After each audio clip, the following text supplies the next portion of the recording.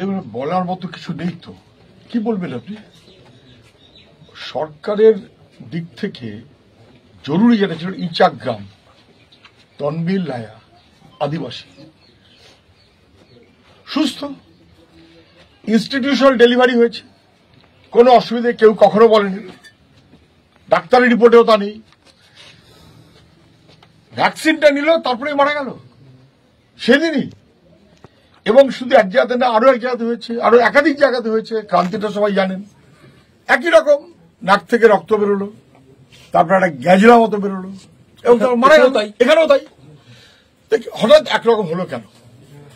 খবরটা পেয়ে বিএমওই আসার প্রয়োজন বোধ করলেন না?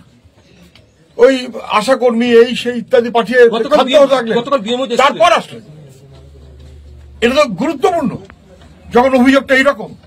এবং তারপরে এসে বললেন না না, সবাই তো মারা যায়নি, একজন মারা গেছে, অত কিছু না।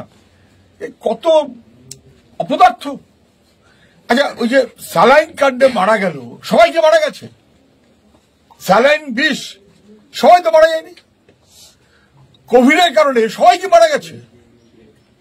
কোভিডের পরে ভ্যাকসিন নিয়ে তাতেও কি সবাই মারা গেছে? না, সে ভ্যাকসিন নিয়ে তো কোয়েশ্চেন উঠেছে। এখানেও এই ভ্যাকসিনটা কি ঠিক ছিল? দেওয়াটা কি ঠিক হয়েছে? আগে কি টেস্ট করা হয়েছে? আচ্ছা, তাই যদি হয় তাহলে পোস্টমর্টেম কেন করা হলো না? চেপে দিতে চাইছে স্বাস্থ্য দপ্তর ফেল। মানুষের কি হবে বোঝার দরকার নেই।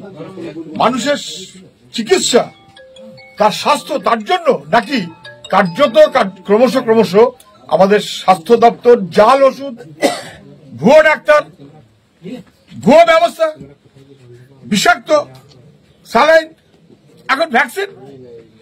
পূর্ণাঙ্গ তদন্ত হওয়া উচিত এবং পূর্ণাঙ্গ তদন্ত করতে হবে। আজও সিএমওইচ অফিস থেকে এসেছে দেখেছে, পালিয়ে গেছে কেন? ফেস করতে ভয় পাচ্ছে কেন? গরিব আদিবাসী বলে সবাই ওদের পাশে থাকবে, হয় না। দেহ তো